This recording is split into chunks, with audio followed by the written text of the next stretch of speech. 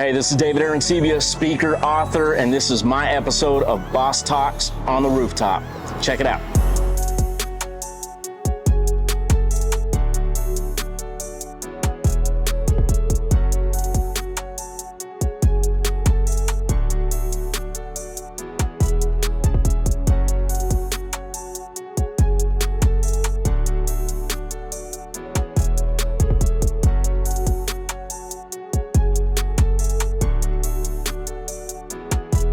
What's up, everybody? This is Bryson Fowler on Boss Talks on the Rooftop, Season 8. And today I have the greatest honor of introducing a dear old friend of mine, Dr. Coach. I know him as Coach. You know him as Dr. David Arancibia. How you doing, brother? What's going on, man? Good to see you. Good to see you. Man. Excited to be here, bro. I'm excited to have you. I've had this date circled on the calendar for a while. Oh, yeah. We've been locked in for a minute. So today you're gonna smoke with me. You're gonna have a cigar with me. Are you going to get me in trouble? That's what I'm hearing. Hey, man, a little bit.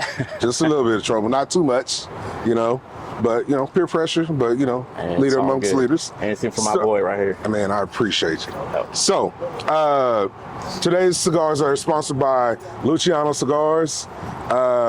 He has a brand called Maria Lucia that's out. Very smooth smoke, has a great story behind it. It's dedicated to his mother passing. And the actual logo is a drawing of what his daughter drew of her grandmother. Okay. So really good smoke, really good family.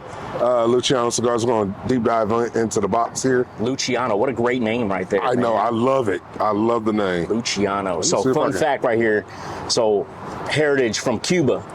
So you type in my last name, Arencibia, and apparently all of my heritage, my history, they're all cigar makers. Really? And what? True story, brother. Oh, sorry. Arencibia, check it out. Comes from Spain. But Luciano, man, this is exciting. Appreciate this. I think he's Brazilian. Appreciate you. Or something Thank like that. But yeah, he's a really good guy.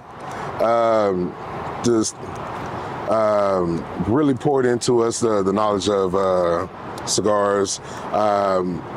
If you ever get a chance to talk to him, and you ask him anything about cigars, he's gonna nerd out with you, and you're just gonna be obliterated with a wealth of knowledge. There you go. So it's just like unlocking Donald Duck's vault of treasures. Okay. When it comes to the knowledge of cigars. Love that. So. Can't wait to get this out. My brother, he's big time cigar aficionado. Yeah, man. So all day long. So we're gonna light them up with our Kingpin Luxury torches. First, we're gonna cut them with our Kingpin Luxury cutters. Man, these are legit. I sent someone out to my brother. Speaking about my brother in Georgia, really? There. He just went to town about just everything. The cutters. Did he love it? The lighter, yeah, so much so my dad immediately saw it. He was like, "Where's mine?" So you got some additional orders coming here pretty soon. Man, all blessings. I appreciate sweet stuff right here. And so what we want to do is we light it at a 45-degree angle, try and toast it just a little bit. Now, I should know this stuff, being Cuban. Yeah. Myself. As you can see, I only smoke on special occasions, so I'm gonna need your help here. No Hook worries. me up.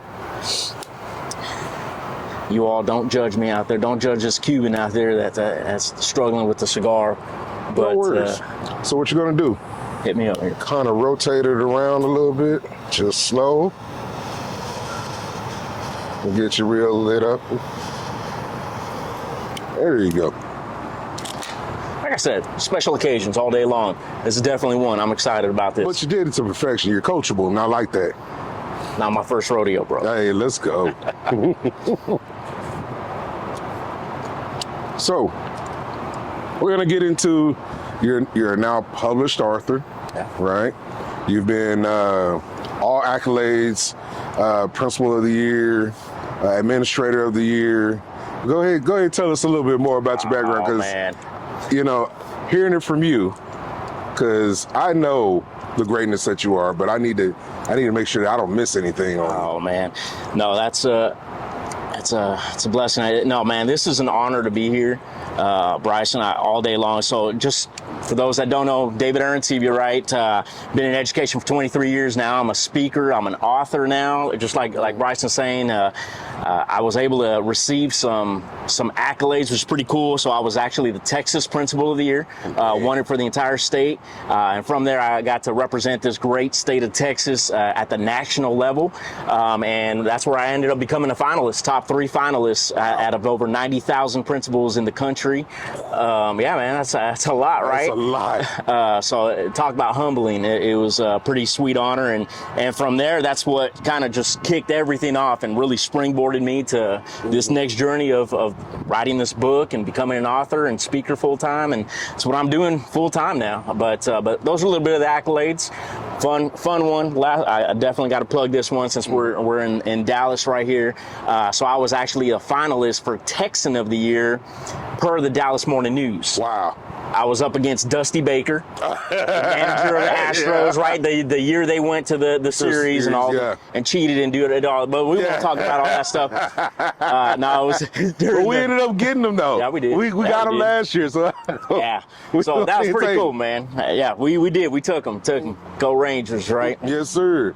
So tell us about elite culture, the foundations of creating elite culture. Tell us about it. Well, you were a huge part of that growing up right there as a professional.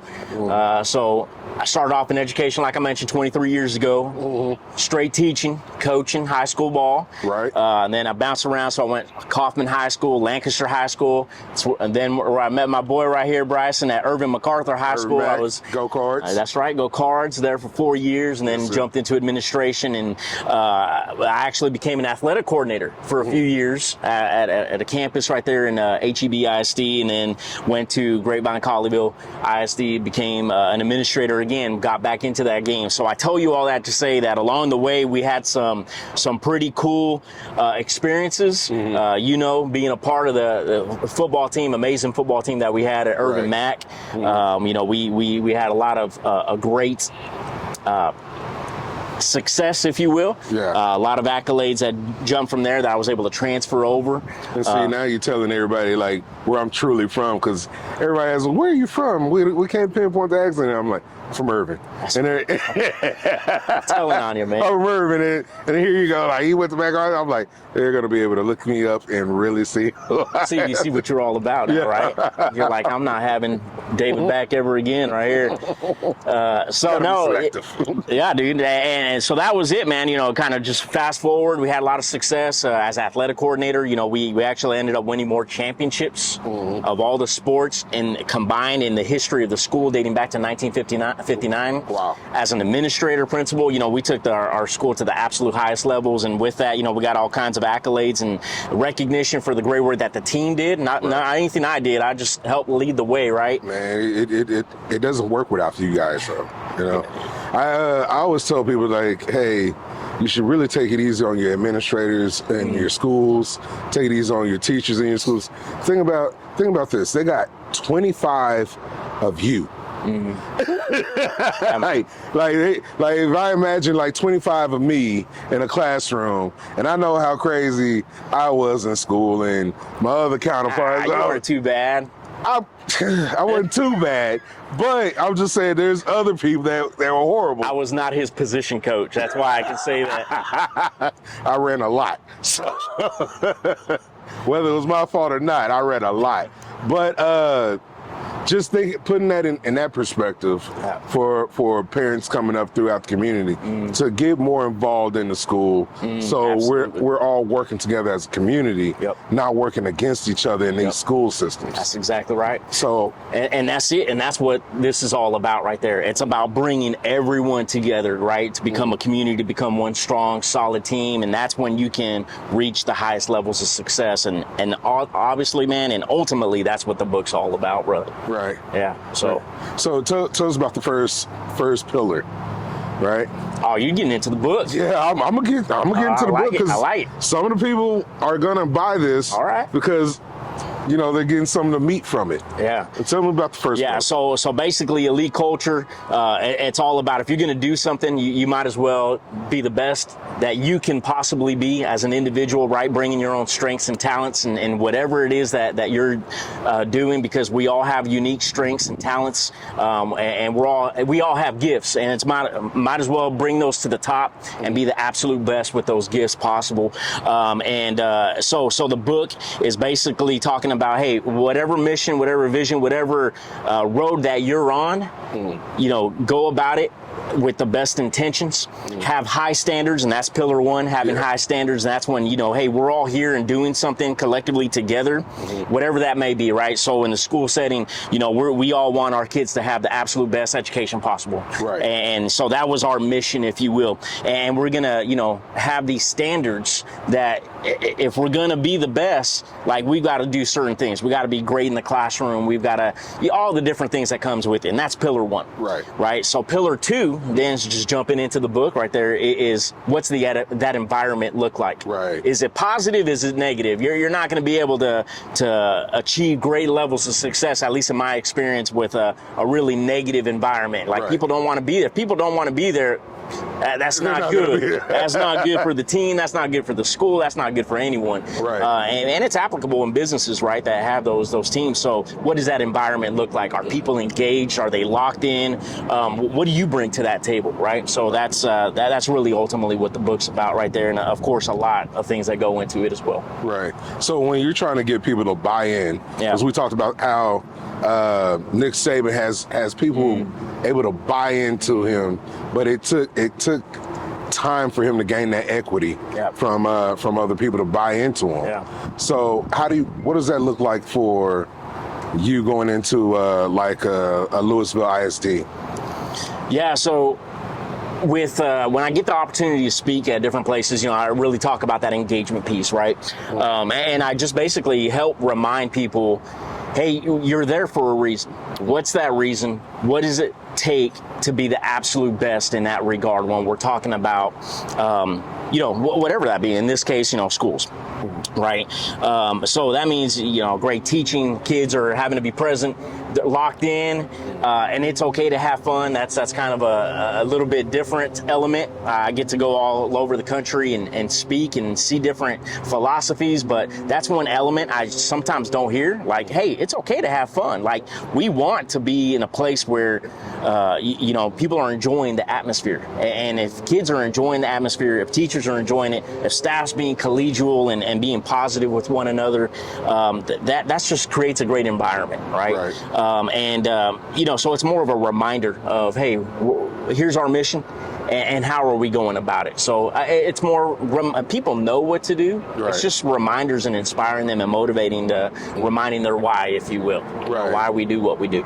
So a lot of times people need not necessarily the guidance of, like, hey, they're bought in, but they need to be reminded of the why, right? So in leadership, it's like we all have the common goal. Like, the team is in on the goal. We're looking to win. Yep. But we got to be reminded of why we're going through our process. That's right. This is what's getting us to the win. That's right. That's exactly right. And having those expectations, those standards that are way up here, kind of like what we talked about before. You might as well shoot for the stars, because even if you miss, you don't get those. You don't get that quite that success or the goal that you were looking for to obtain. At least you're going to fall on the moon, right? If you're shooting for the stars, that type of deal. And absolutely. And that's why.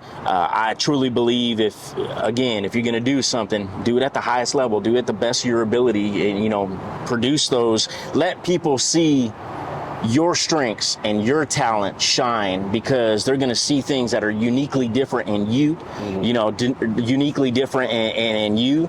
And there's something special about us as individuals. And man, when you can put those things together and become a great team, and that just creates a great environment, man, the sky's the limits, right? Absolutely. So tell us a little more about your journey into becoming Dr. Arancibia, right? Because, like, I know the journey, and Coach, is hanging out, having a good time, and learning. You're, like, putting athletes in position to achieve a W, right? Yeah. Now you're going into bettering yourself from your educational standpoint. What was that like to get that motivation to go full doctor? Yeah, I hear you, man. So, quick little, and I'm gonna take you back, and I'll be really quick with my background. So, I was actually born and raised in East LA, about 8 miles away from Dr. Dre's house growing up. That's where I lived, and moved all up and down California, up and down the coast in Southern California, and very transient living. So by the time I was a freshman, I had gone to 8 different schools. Damn. That's a lot, man. It's transient, and that's not good on a kid. And then, walking the streets, gang infested, graffiti infested locations, where I was almost jumped. I mean, almost on a daily basis, just because I literally wore the wrong color that my mom gave me, a red sweatshirt, a hand-me-down sweatshirt to wear just to stay warm. It's what you had to wear. Yeah, it's what I had to wear in the mornings. Well, it doesn't go well when you pass in front of a crib house. Right.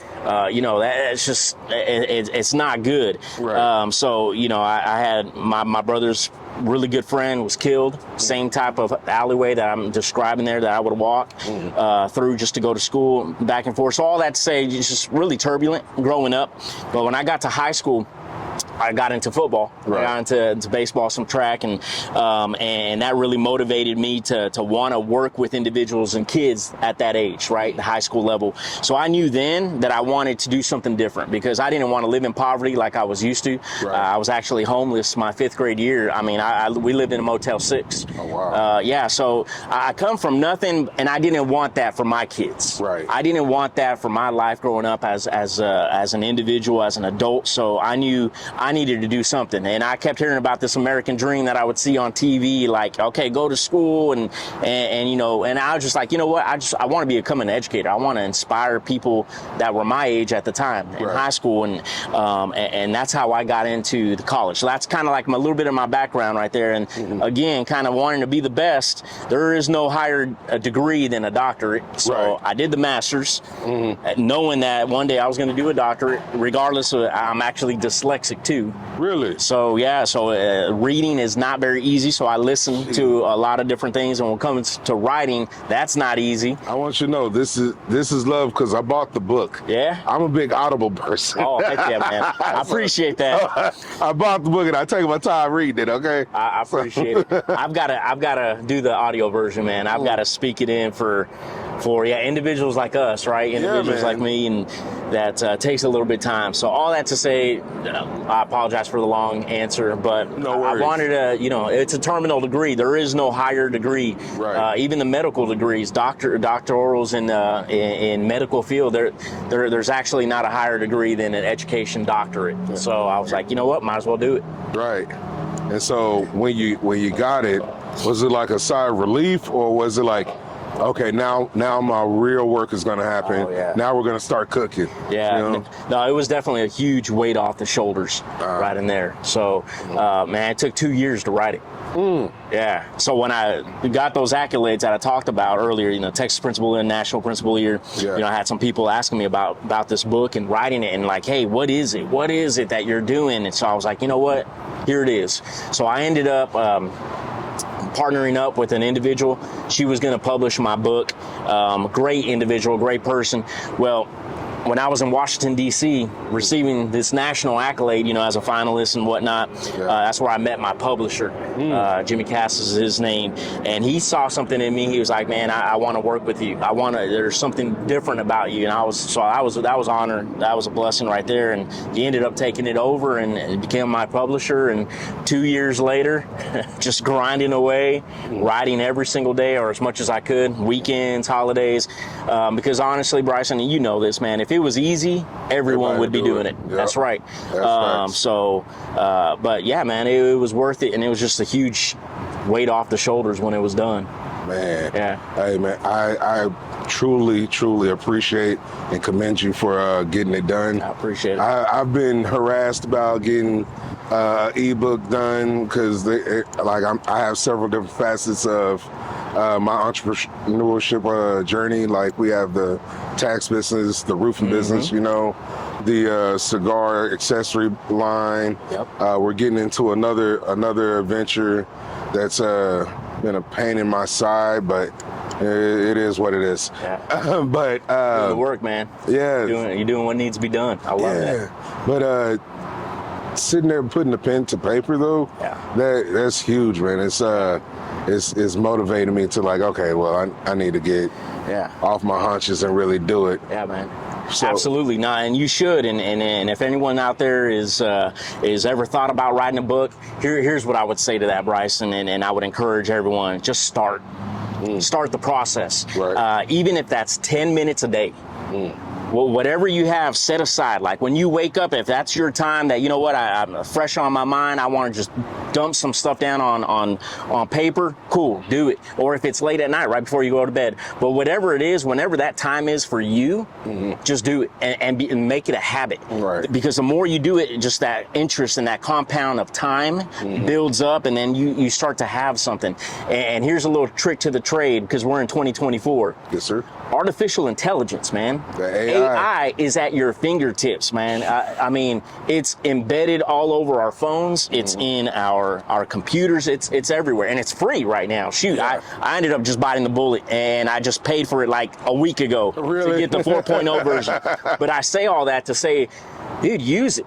Use it, and there's nothing wrong with it. I'm telling you here, as a published author, dump your information down. It's your information. Right. It's your intellectual knowledge. Right. It's your experiences. It's your stories. You know, your strengths, your talents, your experiences that you're still putting out there. Right. You're just having AI help you just freshen it up, refine it.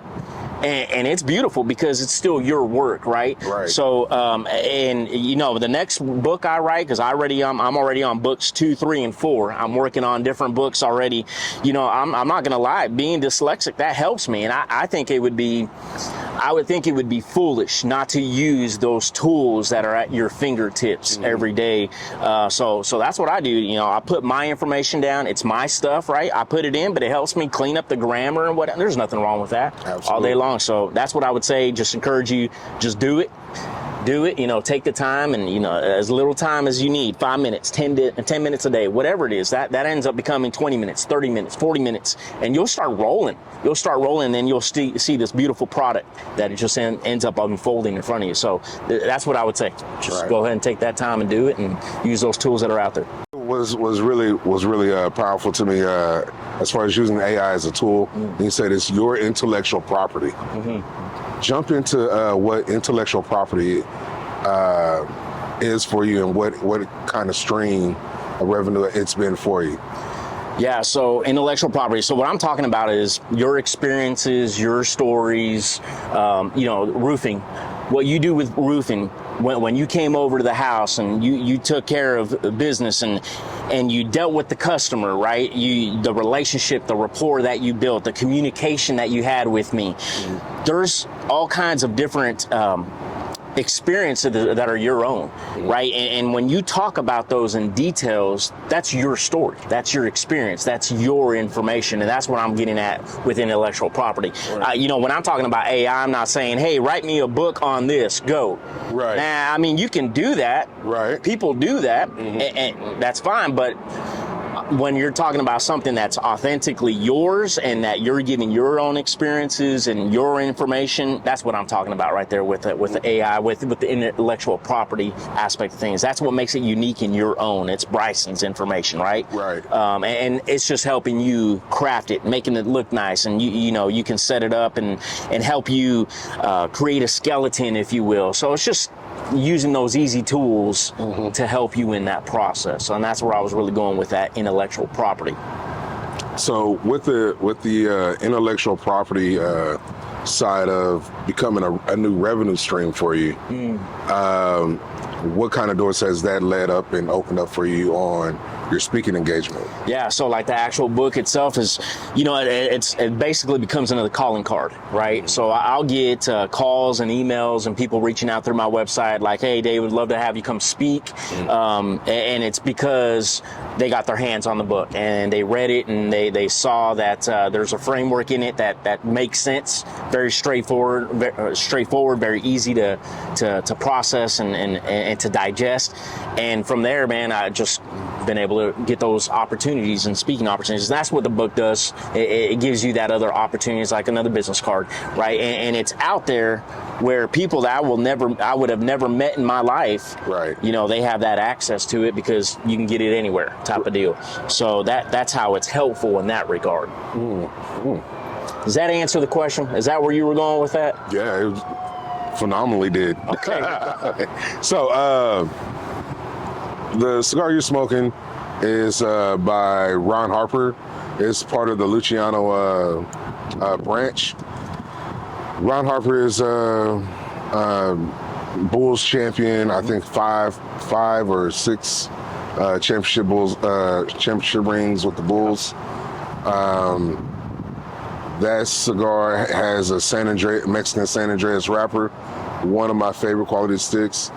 That stick itself should be priced at around $30, but it's very, very priced very, very reasonably at $10. Nice. And it's a one of my favorite smokes. Yeah. So I just wanted to give you a heads up on what you're smoking there. Man, it's a good deal right here. It's a good smoke, smooth, like you said. Yeah. Like I said, man, only special occasions right here. I appreciate you, Bryce. Absolutely. So we're talking about the next steps for you. What does that look like? Yeah, man. Well, I've been doing this full time now, a whole 3 months. Let's do it. No, but it's taken off. Been really blessed and grateful, and I just plan on doing a whole lot of speaking. Like I said, a lot of writing. I still get to do a lot of professional development, leadership, coaching, and training. I'm not sure if you're familiar with John Gordon. He's like 17-time bestseller. So partnered up with him to be one of his certified speakers and trainers on four of his books. So just doing things like that, you know, that's keeping me going, and it's really kind of taken off. So really, really excited about the opportunities that are coming out, man.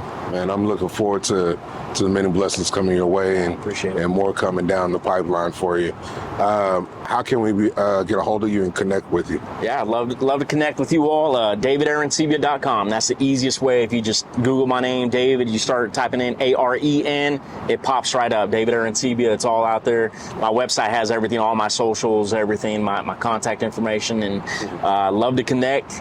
Love to get opportunities, man. Like I said, leadership coaching opportunities out there. I love just to hang out and be a sounding board to individuals. So if you have a great idea, if you just need some additional, just someone to talk through different elements of whatever it may be in life, I just love to help people out, man. That's my mission right now. It's just to help everyone and anyone I possibly can. So DavidArancibia.com. There you go. Awesome. Coach, I appreciate you. Appreciate you, Bryson. And it was an honor. Absolutely. Guys, remember, storms don't last, but your home should. This is Bryce Fowler on Boss Talks on Rooftop. Peace. Two fingers.